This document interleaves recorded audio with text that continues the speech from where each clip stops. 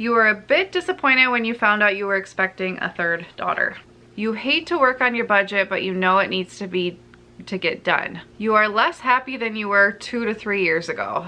You are wanting a fourth baby. You are Team Logan, and that is referring to Gilmore Girls. Hey guys, for today's video, I'm gonna be doing kind of a more popular video that's been going around where people submit assumptions they have about the creator, whoever it is, and then you address if they're correct, incorrect, and kind of talk about it a little bit. I have never done something like this, so I thought it would be kind of fun. Wasn't quite expecting some of the rude comments, but I kept most of them in, and I'm gonna be addressing them today. So I made up little signs. I have right, wrong, and a question mark if it's kind of in between. So let's just jump right in. Okay, so the first few were about my personality type. So the first one was, you are an Enneagram 1. That is correct. That is the perfectionist. There are a lot of good qualities of this. You work really hard, you do your best, but you know, there are some downsides as well. And then going off of that, somebody said, I bet you are the INFJ on the Myers-Briggs. That is also correct. I've taken that over and over and over again of various types, and it's always been INFJ since high school. I'm a very like introspective, thinking about things a lot. I try to figure out how to improve things, make things better, how to help others and stuff like that. So I think a lot of that comes out, but I mean, obviously you're not in my head, but there are pros and cons to every personality type, but those are mine. And then somebody else said you tend to be OCD about things. Yes, I do. I tend to be OCD about certain things. I try to be more OCD about myself than my husband and my kids. Sometimes when I'm more stressed, it comes out at them. It's one of my faults for sure. Something I'm working on, but I try to do the best I can at everything and keep my house a certain way and do this and do that and the other thing. And sometimes I have to be like, okay, just let it go. It's okay. It's gonna be okay. Somebody said you tend to scream or cry once a week. Oh wait, that's me. Please tell me I'm not alone. This one I'm kind of in the middle. I really try to stay calm. I don't cry a lot. I don't know. It takes a lot for me to cry unless it's like a really sad movie or something. But screaming, I don't know. I really try to rein it in as a mom. There are times I've hit my breaking point and I'm like, what is going on? But I always regret it, and I then try to improve and try to figure out a way to make that not happen again. It's definitely not once a week, I would say, under most circumstances, but in harder seasons, maybe. And then there were a few that were like, you are stressed out a lot, you're overwhelmed at times, and stuff like that. I'm gonna put the question mark for that.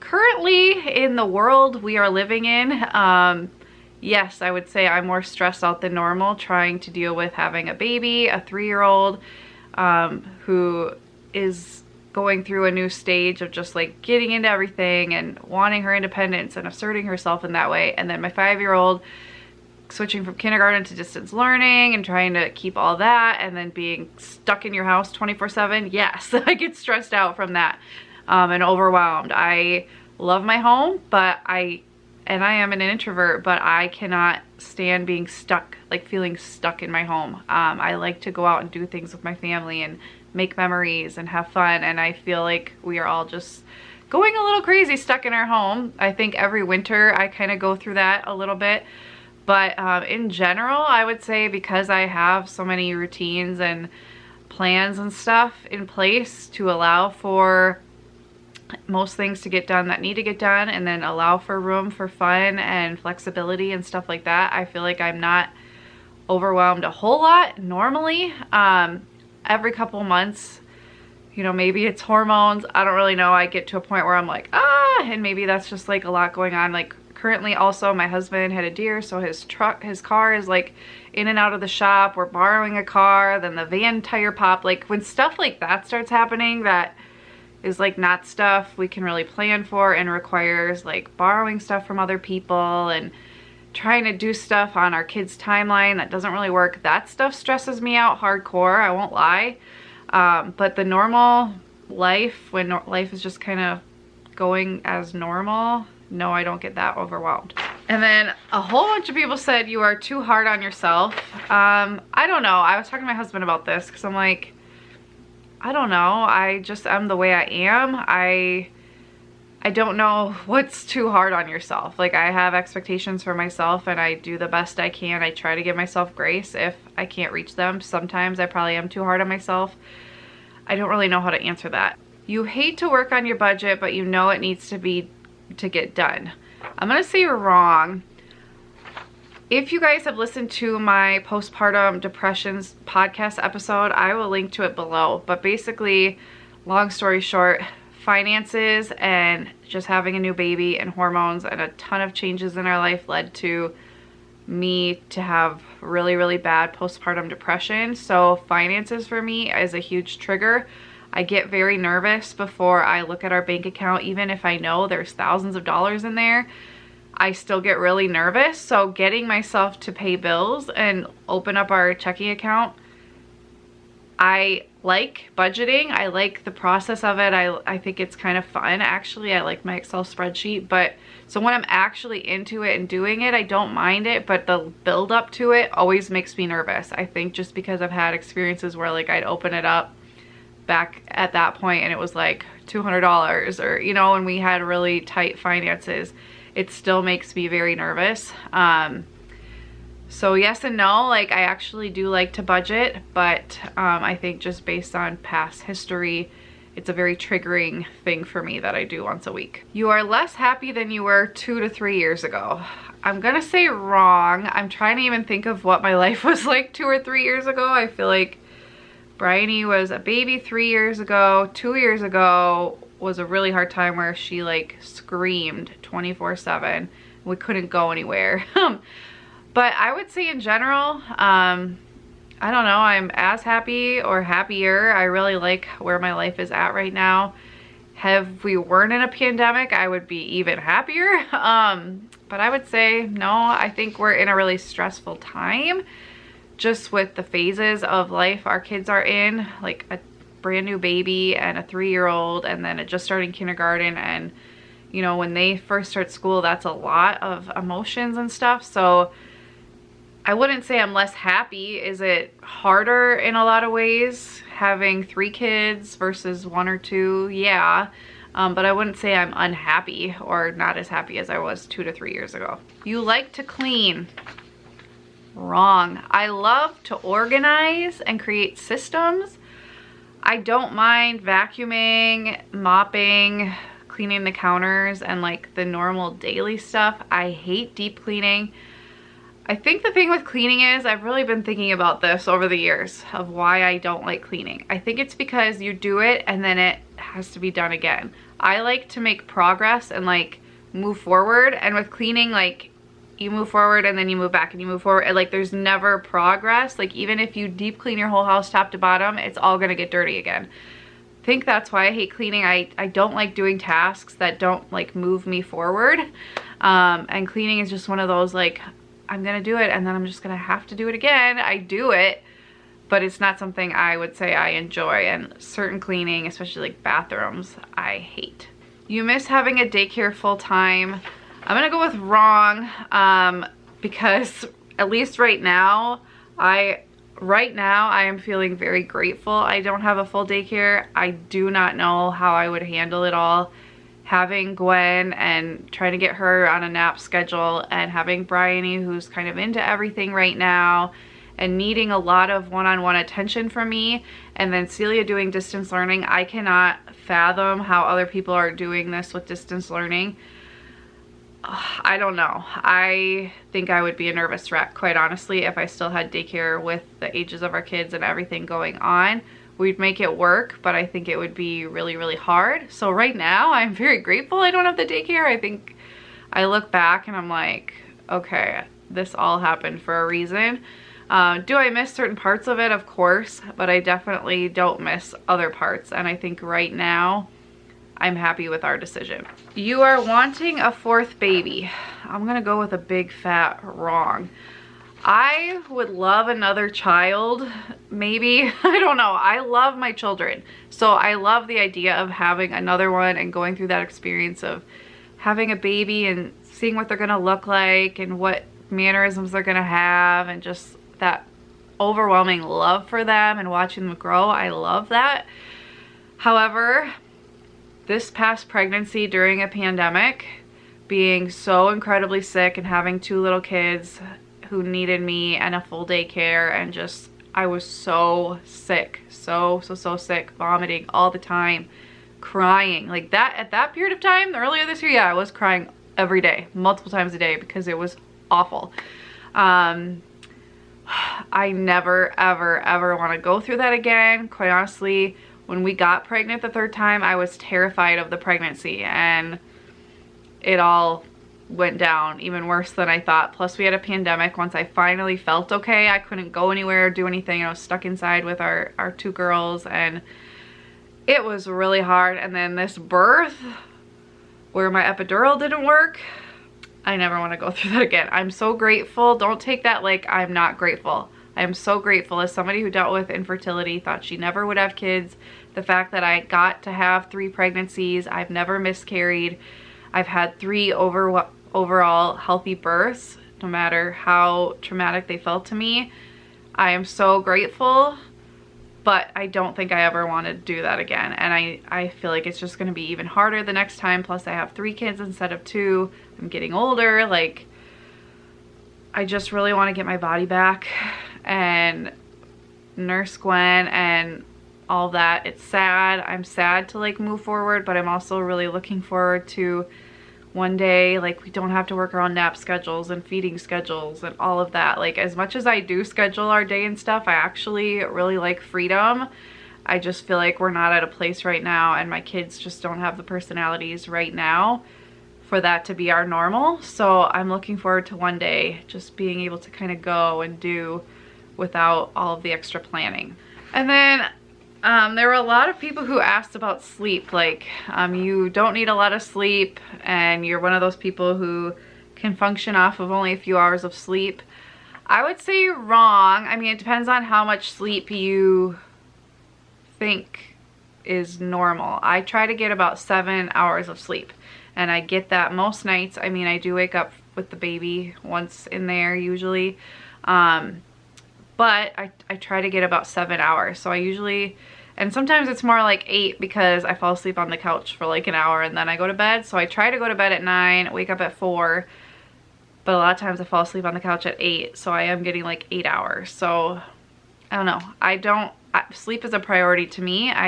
That's why I don't stay up late. I get up early, but I'm like worthless at the end of the day. So I'm usually asleep by 8 or 9, usually at the latest. When you ask San, that's my husband, for help, you decide to do it yourself because you do it better. I say wrong. I don't know. San is a really, really good partner. If I ask him to do something, he does it. There are certain things I probably wouldn't ask him to do, maybe just because I like the way I do it better, or if, I don't know, I can't even think of something off the top of my head that I would do better. Like maybe something like deep cleaning the fridge or something, where maybe he wouldn't get under certain things or something. But usually, like, if I ask him for help, he does a good job. Most of the time I try not to be too nitpicky because I'm really grateful for his help, and we've been really trying and working on splitting tasks and having expectations for them. So I don't know, if I ask him to do something, then he does it, and I don't end up doing it myself most of the time. I can't really think of an example where I've done that. You have a small circle of friends. That is right. I have a small group of the most amazing friends that I would do anything for, who would do anything for me. I don't know how I would manage more than that. Like, I have a lot of friends, I would say, like that, you know, we might do a play date or hang out or talk here and there, see each other at church or see each other out and about or get together once in a while. But like my core group of like soulmate friends, there's only a handful, and they are everything to me. We usually text throughout the day. But yeah, I have a small group of friends, I would say. You are Team Logan, and that is referring to Gilmore Girls. Wrong. I honestly don't think I'm Team anyone. If I had to pick one, I think I would pick Jess once he's older. I don't really like him for Rory when she's younger. I think he's too flighty and a bad influence, but when he's older, I think he's like the perfect match for her. I was never a huge fan of Dean. I think he's a nice guy, but I didn't think he was like the perfect person for her. And Logan, I think there were so many red flags. I thought he was cute and I liked them together, but too much drama with his family and stuff like that. I don't think they brought out the best in Rory, and it's kind of toxic. So I would pick Jess if I had to pick one. You are organized. I would say right, like I try to be organized. Am I naturally super organized? No, it's something I have to work at, but I really do enjoy organizing things. You make most of the parenting decisions and your husband willingly follows your lead. I'm gonna go with question mark. We definitely try to be a team when it comes to parenting. I will say, like, I'm what we call the default parent. If my husband's not home, like, we don't have to figure anything out. I'm here. But if I want to leave, like, we need to plan him to watch them because I'm always here. I'm the default one who's always here. That's just how it is. And so I would say because I'm with my kids all the time, I think about parenting more and I see more behaviors and I see more of what's going on and think about like how could we adapt that. But we also have tons of conversations about things. We try to read books and both be reading the book and come together and talk about it. He's not super opinionated on it. I would say, like, if he were super against something I was saying, yeah, we definitely have a talk about it and I wouldn't just go ahead with it and overrule him. Not at all. We're a team when it comes to being parents. So I don't really know how to answer that. Like, yes, because I'm around them the most and I'm thinking about it a lot, but no, like if he had a strong opinion, we would definitely compromise or work it out. You are a lifelong learner and will always have a passion for sharing knowledge with others. I'm gonna go with right. I actually sometimes reminisce about college and I really miss classes. Like I miss learning in that way. I thought it was really fun. I was a teacher. I did daycare and you're learning a lot through that. And you know, I love personal development books. I love learning. I love researching and finding better ways to do things. And yeah, I would say that's true. Okay, this one's a lot like the one about making all the parenting decisions. It says you alone carry the mental load of your home and family. I'm gonna go with question mark. I don't like the you alone. Like, no, I would say my husband carries a lot of the load too. When it comes to mental load, is he constantly thinking about all that stuff? I'm not in his head, so I don't know. I know that I'm in our home 24/7 right now. I'm with our kids almost 24/7. So yes, it's something I'm actively thinking about. He goes to work and I hope he's not sitting there thinking about home the whole time. He's focused on work. So in that way, yes, but you know, I wouldn't like fault him for it, if that makes sense. Like it makes sense that I'm carrying that load. But we are really working on, you know, separating tasks and really being responsible for our own things. But I think, yes, as a mom, I just think that's pretty normal that like as soon as that baby pops out, like you're the one constantly like, when do we have to go to the doctor? When do we have to do that? Oh, I gotta get new clothes, and oh, they're spitting up a lot. I better do this for them and get a doctor appointment. Like I just feel like that's common for that to be on the mom's brain. But I've never been in somebody else's body, so I don't really know. You're wanting to write a book on parenting or a children's book. Yes, I would love, okay, I don't know if I'd write it on parenting because I do not feel like an expert about parenting. I would probably write a book about motherhood and like balance and stuff like that, like similar stuff to what I talk about. I kind of am learning to hate parenting books, quite honestly, because I feel like the longer I'm a mom, the longer I feel like there's no one right way to parent all children. And I kind of take from a few philosophies for each of my children, and I have to do it a little bit differently for each. But anyway, but yes, I would love to write a book for adults or for children. You had a mom slash family who was very structured and put together, and that's what led you to be the same. I'm gonna go with question mark. My mom definitely has always been like on top of everything. She's a list maker like me. She's got lists everywhere just like I do. But I don't know. I grew up, my brother and I are 14 years apart, so I was the only kid in the house for most of my childhood, and we grew up on a hobby farm.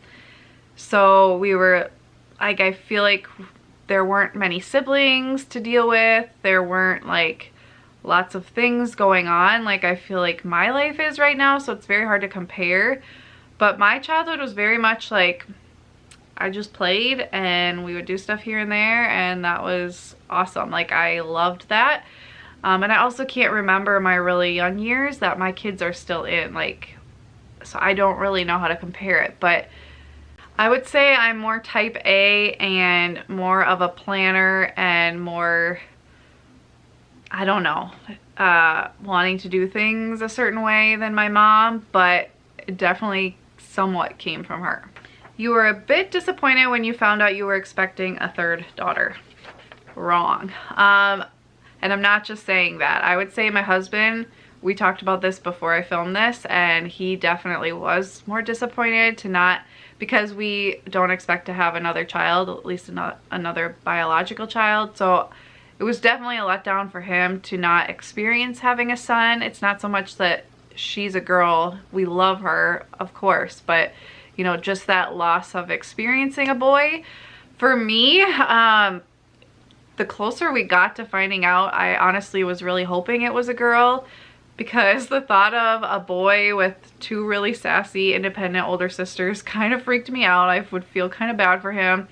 We couldn't decide on a boy name, but we loved Guinevere. The idea of 3 sisters just like made my heart overflow. So I actually was like, I don't know, I wasn't remorseful or anything about having, I wasn't disappointed, I would say. I would say we weren't shocked. I think I would have been shocked had it been a boy, and I would have been super happy in that way too. But I was definitely not disappointed or shocked or anything that it was a girl. You never have days where you don't get dressed and just lounge on the couch and get nothing done. I'm gonna go with question mark. I really wanted to say wrong for this one, but when I really sat down to think about it, I'm like, even before kids, I like to do things. Like, on the weekends, I love to go make memories as a family. I love to go to like apple orchards or bounce places or festivals and stuff like that. I love doing stuff like that with my family. So I would choose doing something like that over sitting around all day, any day. And plus, like, with 3 little kids, I don't think it's possible to just sit around all day. Like, it's just chaos if we don't have any kind of structure, and we just let them kind of do their own thing literally all day. It would be chaos. I have had to do that when I'm sick, and I did have to do that a lot when I was pregnant this last time. And as much as it sounds nice to me, I just feel really like worthless. That sounds really bad, but it's true. Like, I like watching a TV show or 2 at the end of the day. I don't feel bad about that at all.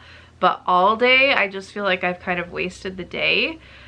But obviously when you're sick or really pregnant and having a lot of issues, it's best to just lay around. But it's really hard with 3 kids. So I don't really know how to answer that one.